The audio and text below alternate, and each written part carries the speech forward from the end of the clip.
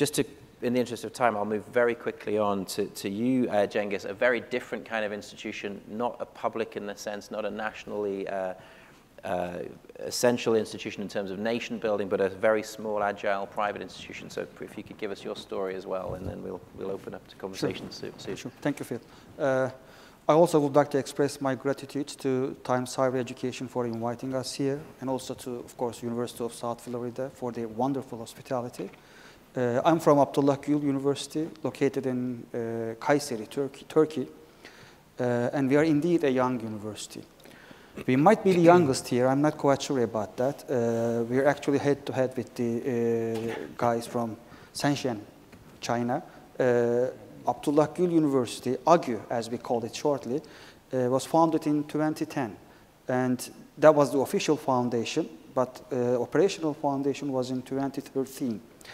We don't have any graduates yet.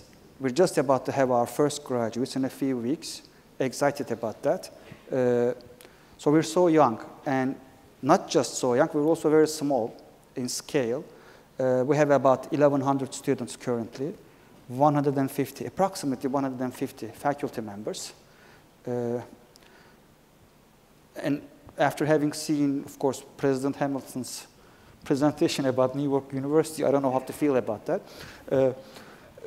We have taken a few big baby steps, perhaps I should say, about internationalization, because about 10% of our students are international students, 20% of our faculty members are international. We have people from 50 different countries on campus. So in that regard, we're doing fine, I'm guessing. So that's who we are. Just newly founded small university in Central Anatolia, Turkey. But we have big ambitions. We want to build some sort of an international reputation, and we want to do that real fast. So that's a challenge for us, because it's not easy to be young and also compete in this higher education system where heritage, history, reputation are the most important factors for competitive success.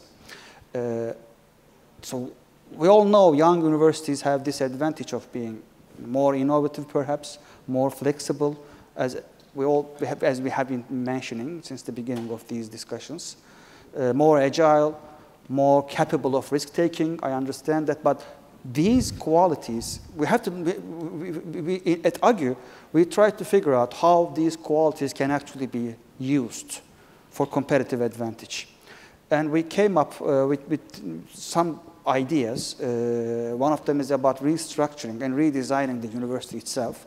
I'll talk about it. And the other one is about personalization of student experiences, because we're young and small, so we can personalize many things, especially in terms of the experiences of students throughout their educational process. So what we did is, we do understand that we're going through some era of exponential, rapid change in the higher education industry. And being young could be an advantage in that sense. We decided to redesign the structure of the university. As we all know, universities have three main functions: education, research, functions or activities, I should say, education, research, and societal engagement, engagement with society, engaging with different components, different aspects of society through a variety of different ways. And through these three activities or functions, nowadays, people are talking about the fact that universities are supposed to generate or create impact on the society. Yesterday, we discussed about that. We discussed about measuring societal impact of universities. We have been talking about that for quite some time at AGÜ, because that's what we wanted to do to create a differential advantage for ourselves. We have been talking about that and discussing about societal impact, and the more we talk about it, the more we find out that it's extremely complicated and difficult. So good luck for measuring that, by the way. We can talk about long-term impact, short-term impact, impact on different components of society through a variety of different means. It's complicated. But at AGÜ, we decided to take these three different functions of the university: education, research, and societal engagement, and integrate them. redesign the university in a different way because we think they're too much isolated and too separated as universities are functioning nowadays. So for maximizing that potential for societal impact, we decided that those three functions of the university must be somehow mixed up in an embedded and harmonical way. And we have been thinking about that for quite some time and designing the university from the scratch, actually. For instance, students at AGÜ are not expected to go and take formal lecture sessions. We don't want them. We actually want our students to do some pre-studying before going to lectures because we don't want them to sit inside the classroom and listen to an instructor for 45 minutes, 40 minutes during the lecture time. We don't want that formal lecturing sessions.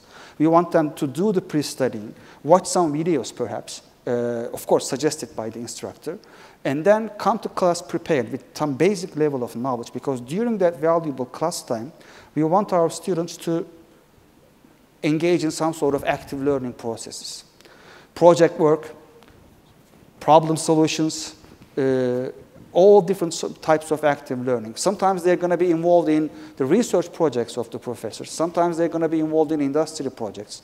Some of those projects are going to be synthetic projects, perhaps, just to facilitate the learning process designed by the instructor. But that's what we want our students to experience education-wise at AGÜ.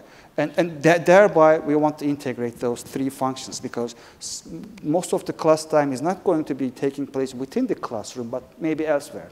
Maybe in a factory, maybe some other place, maybe some civil society organization, and students actively using their classroom knowledge to generate solutions for some real-life problems. And that requires a lot of redesigning, by the way.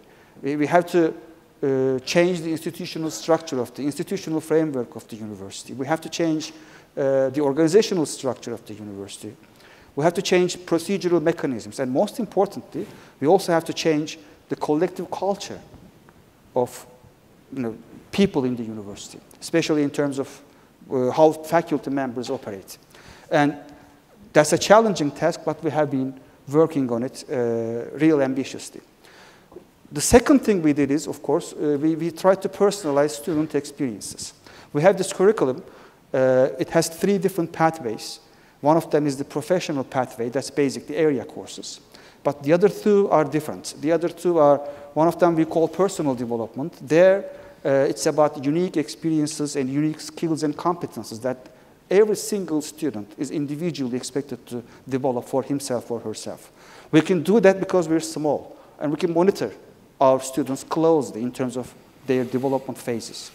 And we also have this global challenges pathway in which students come from different disciplines, take different courses, and try to find solutions for global problems. Problems for poverty, problems for pollution, problems like immigration. They try to develop solutions for these kinds of problems. They bring their disciplinary expertise and disciplinary knowledge, team up, and work on this, study the problem and work on the problem to develop solutions.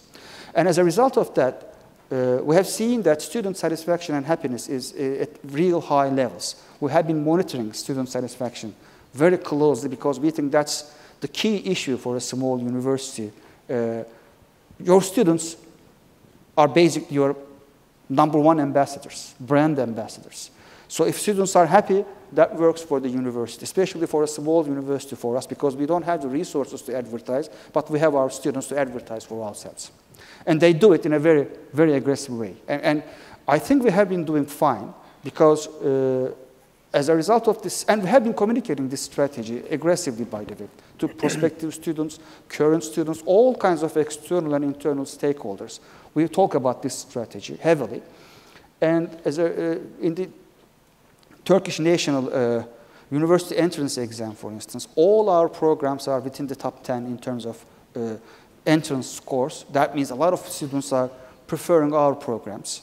We have more than 200 universities in Turkey, so that's a good indicator. In terms of international success, last year we had 3,000 applications for our international programs from different countries, from lots of different countries. And we actually accept about 100 each year, so that's a good ratio, very good ratio for a young university for ourselves. We're number 12 in the Turkish Innovation and Entrepreneurship University Index. Our faculty members are extremely successful in terms of research output. We're within the number 3 in terms of citations, publications, et cetera, within Turkey. Okay. I just want to try and make sure we get lots of time for some audience Q&A, and also I think trying to focus in on how that gets communicated to the wider public. But thank you very much indeed. It's great that you get to start from scratch and develop a vision for yourself. We have a question from President Hamilton, which probably has one of the finest logos in the whole of global higher education. I wanted to ask the 4 of you in 4 very different cultural contexts whether you find pressure or the need to present your university differently to local students, to local potential applicants, compared to the international group of students that you're seeking also to recruit. The cultural sensitivities in that regard, but also the expectations which might be different between local and international students. Great question. Should we start with you, Cengiz? I would say yes to a certain extent, because expectations are indeed very much so different.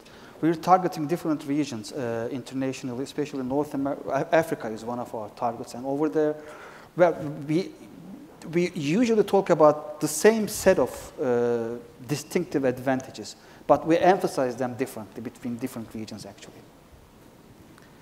Okay, Cesar?